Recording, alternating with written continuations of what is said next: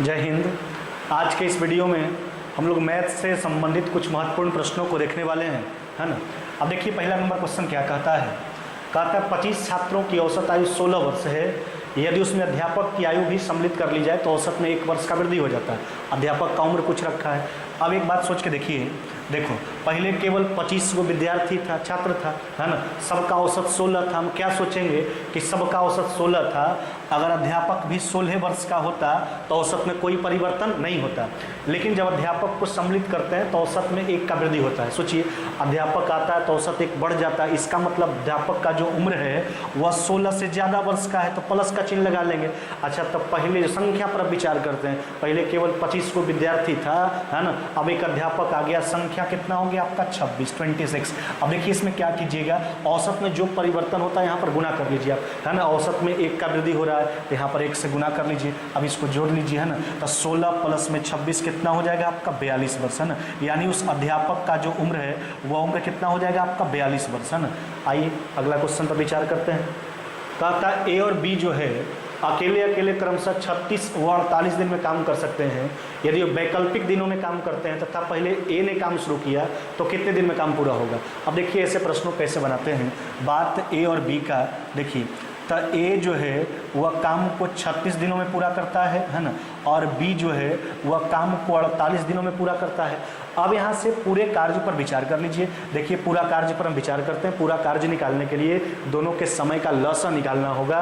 तो 36 48 कितना हो गया आपका 144, यानी पूरा काम हो गया आपका 144 यूनिट, है ना। अब देखिए 36 दिन में ए जो है 144 यूनिट काम करता है, एक दिन में कितना करेगा 4। अब बी जो है 48 दिन में 144 यूनिट काम करता है, एक दिन में कितना करेगा आपका 3। अब देखिए ना ऐसे प्रश्न को ऐसे बनाते हैं, ध्यान दीजिएगा। अब 144 यूनिट पूरा काम करवाना है, थोड़ा होशियारी से। अब यहाँ पर सोचिए आप, तो एक्चुअली काम का शुरुआत कौन करता है, अब इस बात पर विचार करना है। काम का शुरुआत ए करेगा तो एक दिन ए करेगा, फिर अगला दिन बी करेगा। तो एक दिन ए करेगा तो 4 यूनिट काम करेगा, है ना। फिर अगला दिन बी करेगा तो 3 यूनिट करेगा। तो 2 दिन का काम हो गया आपका 4 और 3 कितना 7 यूनिट। 2 दिन के काम से भाग लगा रहे हैं, देखिए लग जाएगा आपका 20 बार में लगा लीजिए, है ना। 140 हो गया। आपका पूरा काम अभी कंप्लीट नहीं हुआ, 4 यूनिट काम बचा हुआ है। देखिए हमने 2 दिन के काम से भाग दिया है, तो यहाँ पर दिन को निकालने के लिए 2 से यहाँ गुना करना पड़ेगा। तो देखिए यहाँ पर 40 दिन तो हो चुका है, लेकिन अभी भी काम कंप्लीट नहीं हुआ आपका, है ना। तो 40 दिन का समय लग चुका है, अभी भी 4 यूनिट काम बचा हुआ है। अब देखिए इसको किसके द्वारा करवाना है, तो एक्चुअली ए और बी बारी बारी से काम करता है। ए करिया तो बी, तो जब सीरीज कंप्लीट हुआ तो वापस कार्य का शुरुआत ए के द्वारा होगा। तो 4 यूनिट काम बचा हुआ है, और एक दिन में कितना करता है 4 यूनिट, 4 से भाग लगा दीजिए। अब इसको देख लीजिए, तो ये आपका रिजल्ट हो जाएगा 41 डेज, है ना। 41 दिन में जो है कि काम कंप्लीट हो जाएगा, है ना। अगर वैकल्पिक कार्य करता है और कार्य का शुरुआत ए करता है तो पूरे कार्य समाप्त होने में 41 दिन का समय लगेगा, है ना। आइए अगला क्वेश्चन पर विचार करते हैं ना। देखिए क्या कहता है। कहता है यदि एक भिन्न के अंश को 8% बढ़ाया जाए और हर को 10% घटा दिया जाए तो भिन्न 2/3 हो जाता है। मूल भिन्न आपसे पूछ रखा है। देखिए भिन्न जब भी होगा, अब अकॉर्डिंग टू क्वेश्चन, अब ध्यान दीजिएगा थोड़ा, भिन्न जब भी होगा तो P/Q के फॉर्मेट में होगा। तो मूल भिन्न को हम मान लेते हैं x/22। हमने भिन्न को क्या मान लिया x/22। अब अकॉर्डिंग टू क्वेश्चन जो परिवर्तन कहता है उस परिवर्तन पर विचार कीजिए। अंश को 8% बढ़ाने का बात किया, देखिए अंश को 8% बढ़ाएंगे, ये हो जाएगा आपका 108 बटा कितना हो जाएगा 100। और उसके बाद हर को जो है 10% घटाने का बात किया है, ये हो जाएगा आपका 90 बटा कितना 100। और इस परिवर्तन के बाद जो भिन्न होता है वह भिन्न हो गया आपका 2 बटा कितना हो जाएगा आपका 3। अब इसको x/22 का मान निकाल, देखिए 100 से 100 आपका कट गया। आगे काट के देख लीजिए, 18 से काट लीजिए ना, 18 से कट गया 6 बार में, 18 से कट जाएगा कितना बार में 5 बार में। अब यहाँ देखिए 2 से कट गया आपका कितना बार में 3 बार में। अब इसको गुना करके लिख दीजिए, लिखेंगे इसलिए x/22 बराबर, अब यहाँ पर सोचिए ना x/22 बराबर, तो ये हो जाएगा आपका, ये हो जाएगा 5 ऊपर चला जाएगा और 3 3 कितना हो जाएगा आपका 9। आपका उत्तर हो जाएगा 5/9, यानी वह भिन्न जो है वह कितना है आपका 5 बटा कितना हो जाएगा 9। आइए अगला क्वेश्चन पर विचार करते हैं ना। देखिए क्या कहता है। कहता है 5 cos थीटा प्लस में 12 sin थीटा बराबर 13 tan थीटा का जो है कि मान पूछ रखा है। अब यहाँ पर एक बात का आप ध्यान रखिएगा, है ना। अब देखिए इस तरह के प्रश्न आप क्या कीजिएगा, जब भी ऐसा फॉर्मेट का प्रश्न है, a sin थीटा, है ना, a sin थीटा प्लस में b cos थीटा, है ना, b cos थीटा बराबर में c। अगर इस फॉर्मेट से प्रश्न पूछा जाए तो आप क्या कीजिएगा ऐसी स्थिति में, जो साइन थीटा का गुणांक होता है उसको लंब मान लिया जाता है ना। जो कॉस थीटा का गुणांक होता है उसको आधार मान लेंगे, बेस मान लेंगे, और जो कांस्टेंट होगा उसको कर्ण मान लिया जाएगा। जो कांस्टेंट होगा उसको क्या मान लेंगे, कर्ण मान लेंगे। तो जब भी इस तरह का प्रश्न आए ए साइन थीटा प्लस में बी कॉस थीटा बराबर सी के फॉर्मेट में, तो वैसे स्थिति में साइन थीटा के गुणज को जो है ना उसको लंब मानेंगे, कॉस थीटा के गुणज को आधार मानेंगे और कांस्टेंट को कर्ण मान लिया जाएगा, है ना।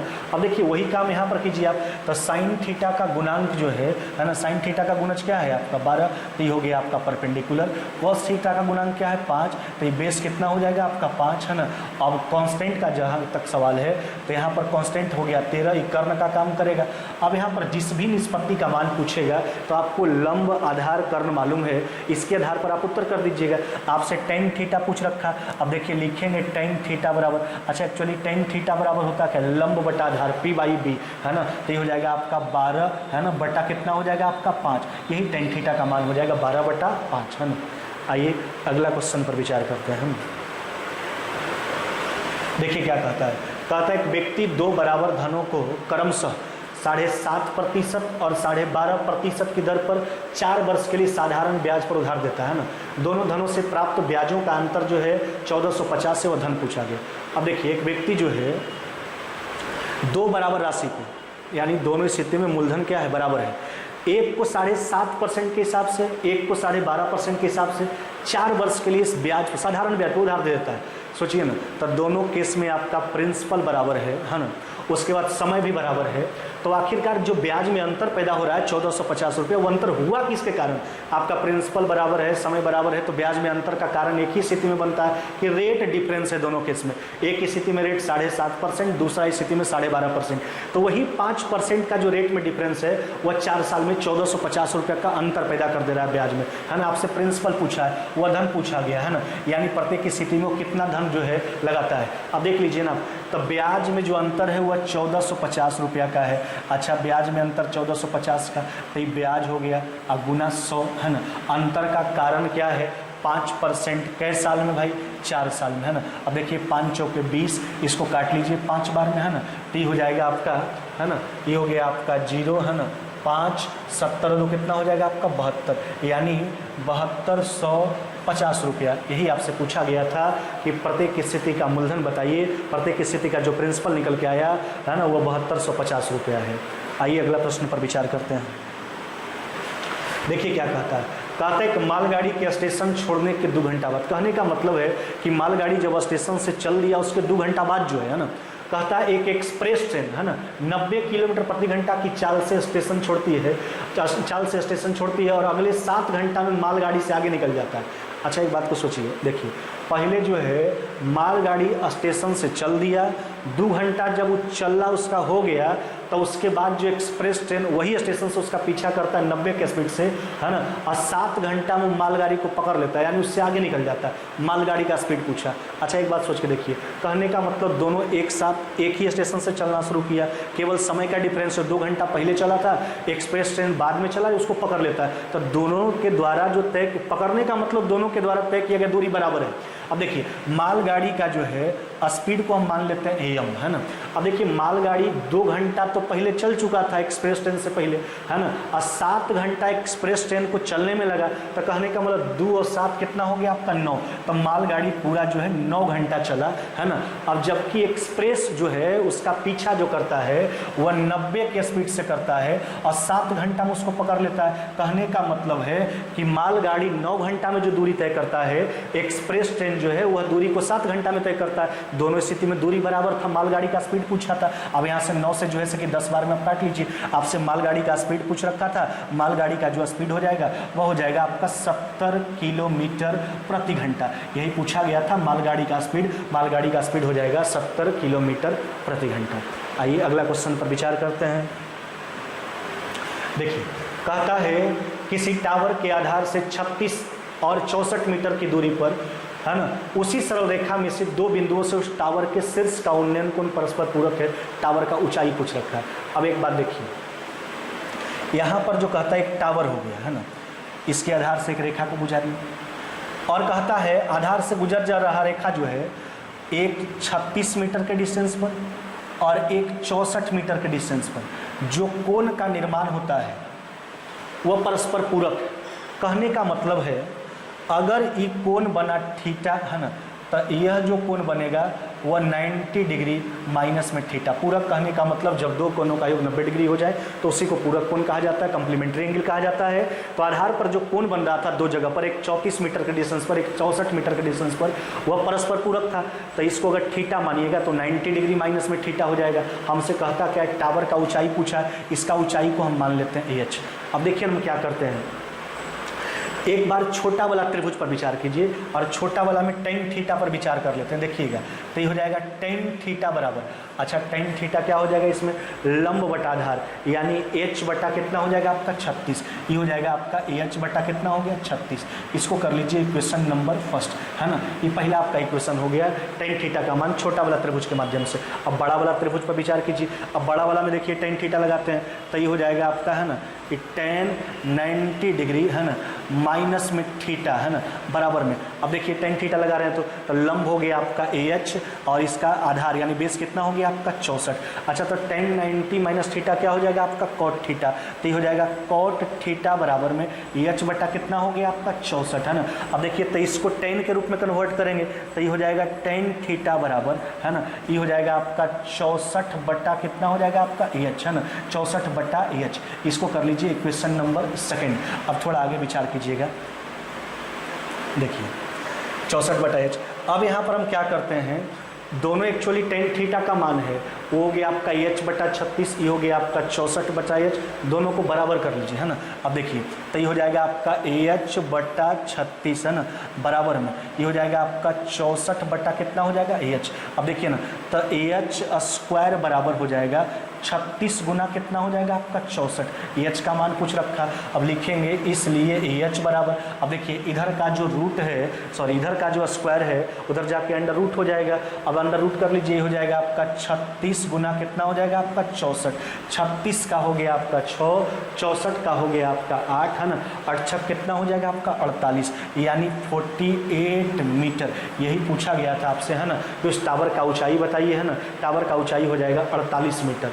अब देखिए अब इसको बनाने का एक तरीका और है, ये तो आपका प्रोसेस हो गया।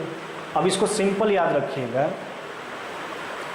जब शीर्ष के कोई बिंदु से, है ना, आधार पर अगर दो बिंदु पर जो है जो उन्नयन कोण का निर्माण होता है, अगर दोनों कोण परस्पर पूरक होता है तो वैसे स्थिति में याद रखना है एच बराबर under root d1 into d2, है ना। क्या बोले, है ना, जब शीर्ष के किसी बिंदु से आधार पर बनाया गया कोण परस्पर पूरक हो जाए तो वैसे स्थिति में h बराबर under root d1 into d2, यानी दोनों डिस्टेंस के गुणनफल का वर्गमूल।